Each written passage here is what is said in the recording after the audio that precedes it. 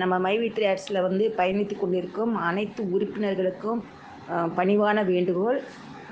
நமது MP sir வெளியில் வந்த உடனே நம்மளுடைய ஸ்டோரில் எல்லாம் வந்து ஃபஸ்ட்டு ஸ்டோருக்கு எல்லாமே ப்ராடக்ட் வரும் பொழுது நம்ம மந்த்லி ஒரு இன்கம் எடுக்கிறோங்க. அந்த இன்கம் வந்து ஒரு வேலை செய்கிற கம்பெனியில் இருக்கிற ப்ராடக்ட் நம்ம வாங்கி அந்த கம்பெனி வளர்ச்சி அடைய வச்சா தான் நாம் வந்து நமக்கு வந்து வருமானம் கிடைக்கும்.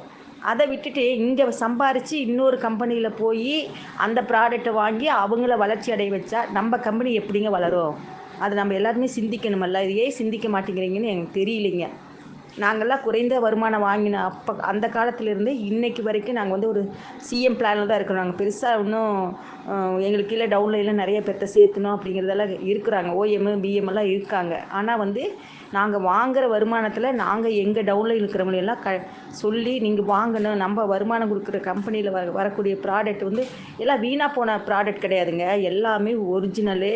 நம்ம ஹெல்த் வைஸும் சரி, நம்ம வீட்டு உபயோகத்துக்கு சரி, எல்லாத்துக்குமே ஒரு நல்ல ப்ராடக்ட் கொடுக்கும்போது அந்த ப்ராடக்ட்டை நாம் ஏங்க வாங்கக்கூடாது?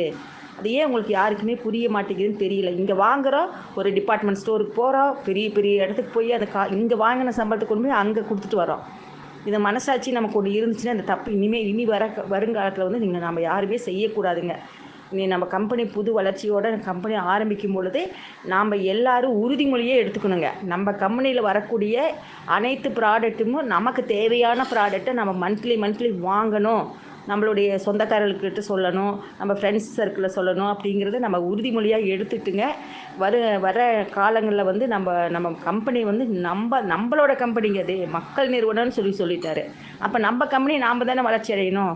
யார் இதுக்கு ஒரு கேள்விக்கு இடம் வைக்காமல் நம்ம பார்த்துக்கணுங்க. நன்றி, வணக்கம்.